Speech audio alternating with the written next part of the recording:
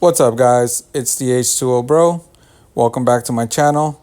In today's video, I'm going to show you how to replace the filters on this Ascent 40. The filters are integrated in this unit, which is pretty neat, and they are super easy to replace. So first you're going to do is shut off the water. This is the incoming feed water.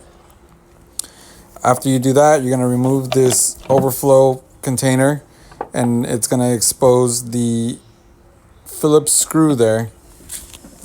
Just grab a Phillips screwdriver, remove that, and then remove the cover.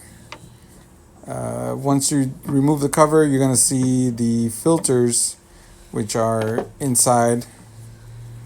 You push down, and those are the filters right there. Really easy. These filters are numbered. There's 5 filters, and they're numbered 1, 2, 3, 4, 5. From left to right, front to back. The third one is the membrane.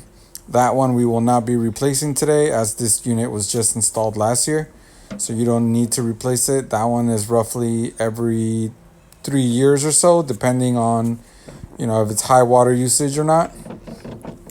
So it's really easy, like I said, to take off these filters. They literally just twist on and twist off. So you're going to put a napkin or some paper towels underneath so you don't get the leak detector wet. And you just go ahead and unscrew it to the left.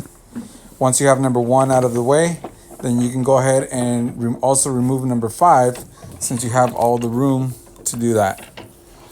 Once you remove number 5, which is the post carbon there, as you can see, just grab the new filter and put it back in the same way that you took it out, which means you're gonna push, kind of line it up, and you're gonna push up and twist to the right. You're gonna feel it, or you're gonna make sure that you feel it lock into place. That way you don't have any leaks. Once you put in number 5, then you can remove number 4, since you also have a lot of space to work with.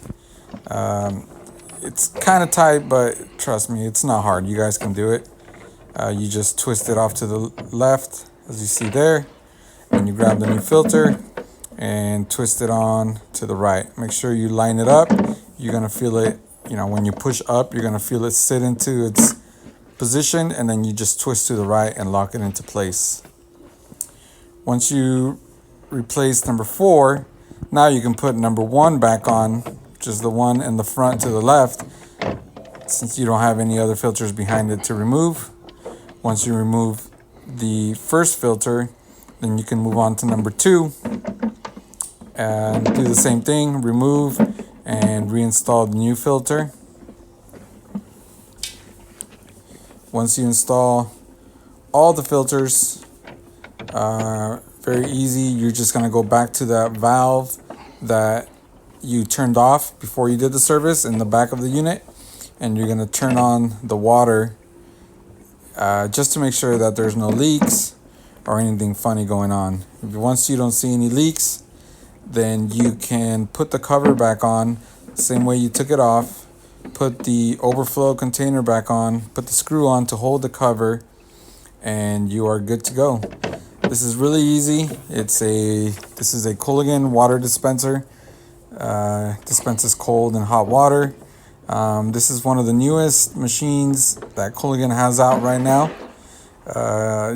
Typically these are in businesses, but I've been seeing them in residential more and more. So if you end up getting one, all you have to do is buy these filters. You don't have to pay for the service call, because I already showed you how to do it here, and I'm saving you a $200 service call fee. Alright guys, hopefully you enjoyed this video. Do me a favor and hit the like button, and hopefully I saved you a $200 service call fee. All I ask in return is that you hit the subscribe button and help me out. Thanks guys, and enjoy the rest of the video.